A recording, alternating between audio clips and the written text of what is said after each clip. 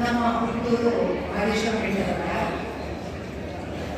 ಈಗಿನ ಹನ್ನೂರು ಕಾಲವು ರಾಮಪುರದಲ್ಲಿ.